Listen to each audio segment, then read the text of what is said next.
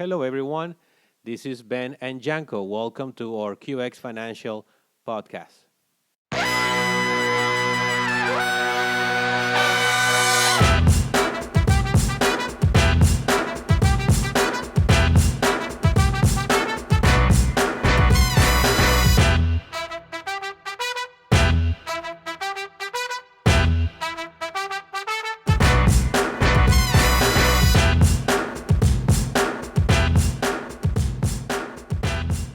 Uh, After what happened to Scoba, you guys, he wrote a book. And we don't have time to go into the whole thing about the book, but he you make Scoba, you make an analogy, but you can explain that to live a full life, right? You gotta have five things. And tell me if I got this right. You have the physical, the mental, the financial, the social, and I'm missing one. Educational. Educational. That's the five, right? So you have those five areas that if you have all of them, you can function correctly inside it. You'll be happy. You probably won't have a lot of setbacks in your life. Well, you always will have setbacks, but it will be easy to recover. But if you start losing some of those, it becomes harder and harder to live a fulfilled life. I think, and correct me if I'm saying this wrong. Uh, do you mind going into that and those five areas and how you came about with that and how you use it to give people advice? Well, yeah, it's based on my own experience. So, my, and of course, thanks to my grandfather, he used to always say, look, knowledge is the one thing that no one can take away from you. However, you can get fed knowledge that's incorrect. Mm-hmm. So, don't just take someone's word for it. Find a book. I remember growing up, we didn't have a bedtime. My dad was like, nah, stay up all you want. Doesn't matter. Even if it was a school night. However, he said, the television goes off at 8. Mm-hmm. Now, you want to stay up till 2 in the morning reading a book? All right. But you're not watching television past 8 o'clock. Mm-hmm. And so, we would read. And he says, if you want the truth, find it in the book. If you want to investigate what anyone else has told you, there will be a book. So believe it or not, when I got hurt, once I was able to actually sit up and kind of somehow function while I was still in the hospital, I asked my wife to go out and find a book related to spinal cord injury. The first thing I did, she came back with the spinal cord injury handbook. Mm-hmm. So the first thing I did when I got hurt, and I found out it was an injury to my spinal cord, was to read and learn about the spinal cord. There's still people today that, when they speak to the doctor, they just flat out have to take his advice. Yeah. My doctor has said more than once, one of the things I enjoy visiting with you is that our conversations on a medical level go back and forth. You ask informed questions, you question me, you question this, that, and the other, and he goes, I've actually helped him grow as a doctor. Because the more I know, the better off we both are. That's such a great thing. Now that's so in the educational. I say the same thing should be physical, mental, emotional, social, and financial. So what I was saying before is, if you have a foundation that all five are strong, the loss of one can be brought back with the aid of the other four. In my case, I did lose my physical health. Mm-hmm. But you know what? I had a great support system. I was able to educate myself on my injury. I had a good financial, for lack of a better word, stash, mm-hmm. Waiting for me to use. And I had good social networks. And I was able to go back to school, go to work. I mean, my life today is just as enjoyable as it was prior to the injury. Mm-hmm. I mean, even more so. I wasn't married then. I mean, I have more in my life now than I did. And I mean, I have mobility issues, Mm-hmm. but they're not. There's no negative emotions attached to it. And I hear the same thing. I hear about millionaires that lose everything. In 4 or 5 years, they're millionaires again.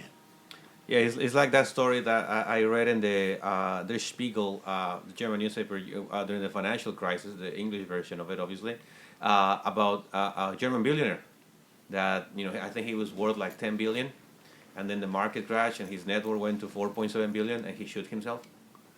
Oh, really? Yep, true story. And it's like, okay, what? Wait, what happened? What? Why would you do that? But I think it speaks to what you're saying about the foundational thing that he had the financial, and that was his only leg, for the lack of a better analogy, and he felt he lost that, even though he really didn't, but he felt he lost that, and there was nothing else left. Well, yeah. Well, my analogy. Mm-hmm. Um, Robin Williams, huge house, beautiful wife, millions of dollars, Great fan. fans all over the world, commit suicide because he had depression. So he had everything else, but he did not have a strong emotional, mental condition. Right. He obviously had some emotional issues that everything else being great wasn't enough to sustain his life. To overcome that, yeah. Christopher Reeve falls off a horse, becomes paralyzed from the neck down. For all the millennials, as the real Superman. Yes. Yeah. And, I mean, had his period of, don't get me wrong, we all go through it, have our period of, oh shit, now what do I do? Right. I hope I can use this word on the computer. Mm-hmm. But 7 or 8 years later, I see him at the Oscars. Right. Presenting. He was back directing. He acted in a few, in his wheelchair. He was in a couple of Smallville episodes. Right. Mm-hmm. Um, he ended up dying. He ended up dying from an infection from his wounds. But his life, his legacy, I mean, there's a Christopher Reeve Research Center at UCI. There's a few books out there that he's written to help other people with paralysis. He still made the world a better place while he was in his chair. Right.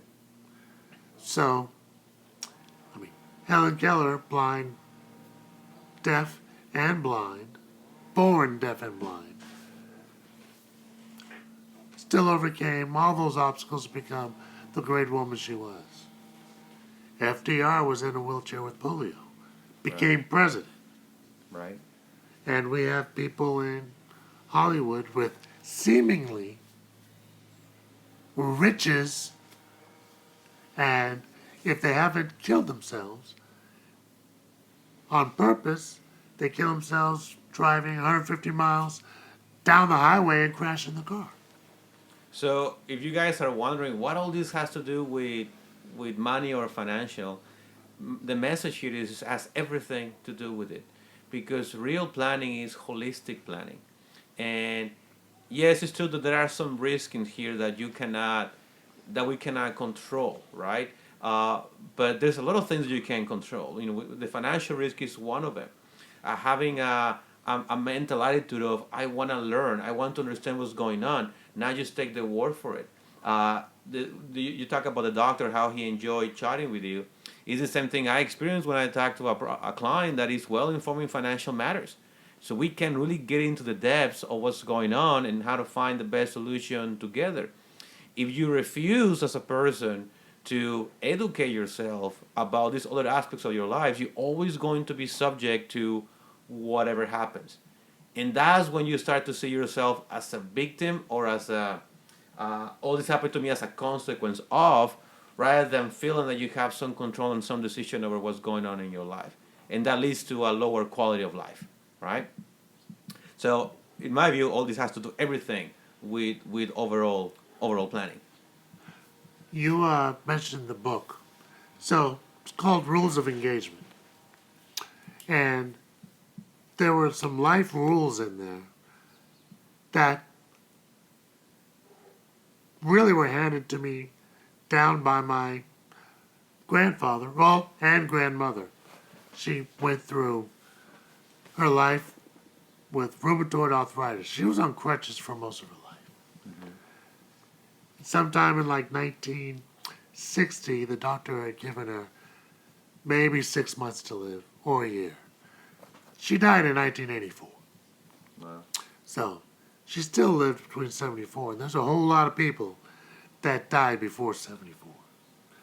But my first rule in that book is the rule that my grandparents have always taught me, is that you are your first line of defense.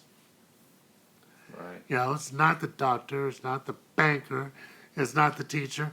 These are all people that will provide services from you. But if you don't seek them out, you'll never receive them. Right. So you can't blame the teacher for not teaching you if you don't go to school. Right. You can't blame the doctor for not healing you if you don't go for an annual checkup. Right. And you can't blame a financial person because you're broke if you haven't taken the time to learn about how to properly manage your finances. Exactly. Now, once you've learned, and what I like about this industry and specifically this company is the philosophy of let's teach the client first Right. about financial literacy in general, and then let them, along their growth of knowledge, inquire and decide what type of services is really going to work for them. But we're not pushing anything on anybody except for the education. Right. And then along with the education comes the growth, and then people are making informed decisions that they're comfortable with, and that will, what I said about temporary solutions with permanent problems, or we're going to have temporary problems leading to permanent solutions. I'd rather spend more time going over issues and back and forth with a client and then have them choose something that we know that we're going to be together for 20 years than to push some quick products on somebody and 3 or 4 years later have them dump me and move on to somebody else. That is true. That is very, very true. Once you get the knowledge, the education, the path forward becomes somewhat self-evident. What to do, what's the next step, and now it's their decision, it's not ours, Right. and that creates empowerment. And I have to add, though, that the only reason why I'm able to have that attitude is because my financial situation is in such a state that I don't have to sell something right away or I can't pay my rent next month. Right. If you want to wait, that's fine. Next month or, my next few years, we're still going to be okay. I can take the time to be patient with my clients Right. because I'm in a position. And I can remember a time in my youth when if I didn't sell this deal, I wasn't sure I was going to pay my rent next month. And I look back at the attitude I had, and I did feel pushy. and I might have had some clients that, after they signed on the line, might have thought that they had been pushed into a deal and have regretted it. I'm happier now Right. because I was able to spend so much time focusing on my own health, educational, and physical well-being. I mean, I could take an afternoon off and read a book on insurance. Right. You know, I could take a weekend and look at some videos. I mean, part of our job is to have to keep our licensure up. Mm-hmm. You know, I mean, that's coming up in a few months of my own career that I got to step off and go back and do some studying and take some tests to make sure that all my licenses Right. stay current and up to date. And you can't do that if you are in such a bad financial state that you have to go out and find a deal and sign it. Exactly. All right. So- Well, we got so much into other very cool stuff that I think is super valuable. So we then got to talk about what you're doing right now with veterans and stuff. So in the last 2 minutes, Scoba, give us kind of a breakdown of what you're focusing on currently, who you're working with. I know you're focusing a lot on veterans and bringing that financial literacy. So give us a quick 2 minute thing of what you're doing and how people can get a hold of you. Well, the reason why I work with veterans is, I guess it's because I've spent so much time at the VA hospital seeing people in terrible financial situations that, with the right advice 10 years ago, could have been completely avoided. Right. So, I mean, we have veterans that live in Orange County. A lot of these people that are transitioning out have no idea how what you earn in the military and the lifestyle that you can have in the military doesn't exactly translate to the money that you earn as a civilian.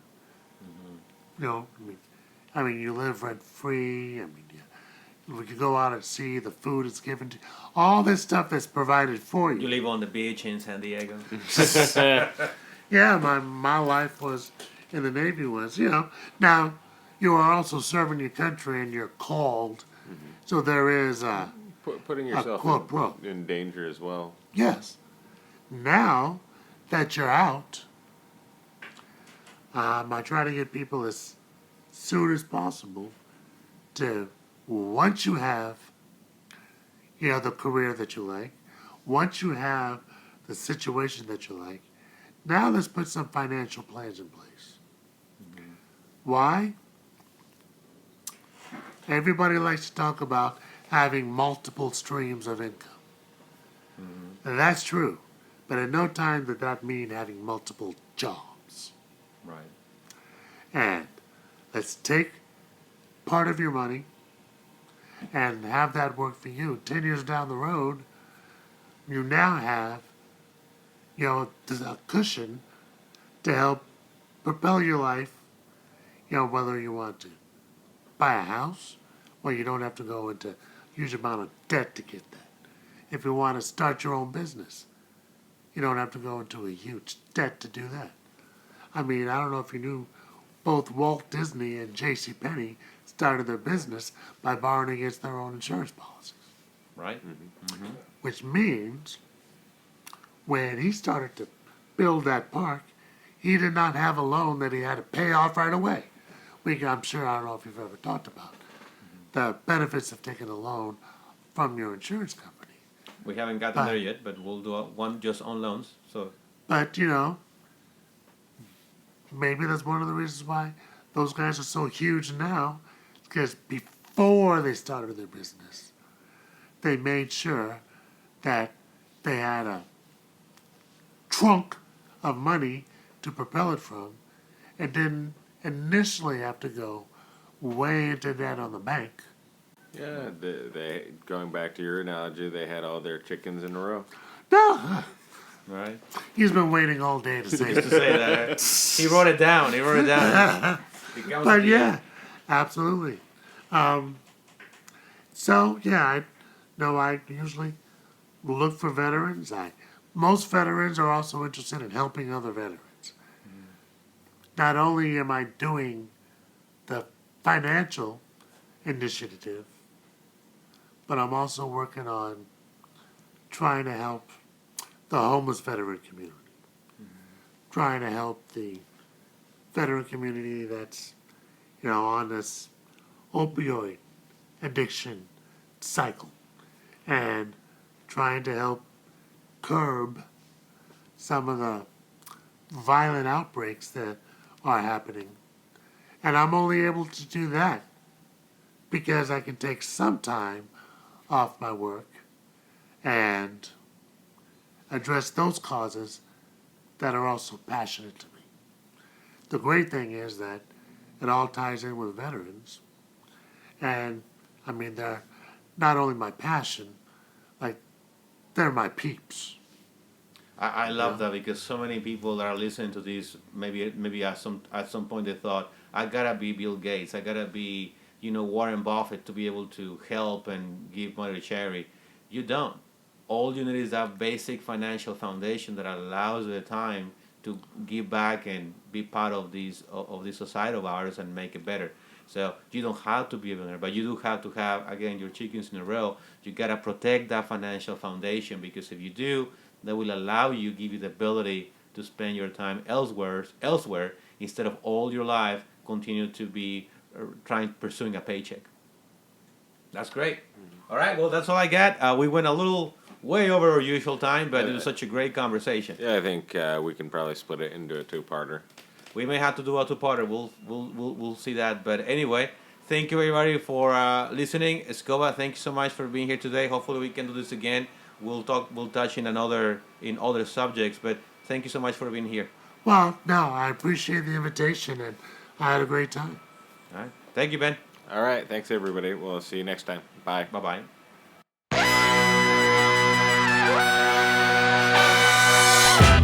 The views and opinions expressed in the QX Financial Podcast series do not necessarily represent the views or opinions of the Ohio National Equity Sales Company or affiliated company. Before making any decisions concerning your personal or business financial situation or decisions concerning the information contained herein, you should consult a competent licensed professional. No offer, solicitation, or specific investment advice expressed or implied is being provided, and this podcast series and the information contained herein should not be regarded as such. Securities offered through the ON Equity Sales Company, member FINRA SIPC, One Financial Way, Cincinnati, Ohio 45242. Phone number 513-794-6794. Benjamin Morgan offers investment advisory services through ON Investment Management Company on income. Scoba Rhodes is not affiliated with the ON Equity Sales Company or ON Investment Management Company. If tax-free loans are taken and the policy lapses, a taxable event may occur. Loans and withdrawals from life insurance policies classified as modifying endowment contracts may be subject to tax at the time the loan or withdrawal is taken, and if taken prior to the age 15 and a half, a 10% federal tax penalty may apply. Withdrawals and loans reduce the death benefit and cash surrender value.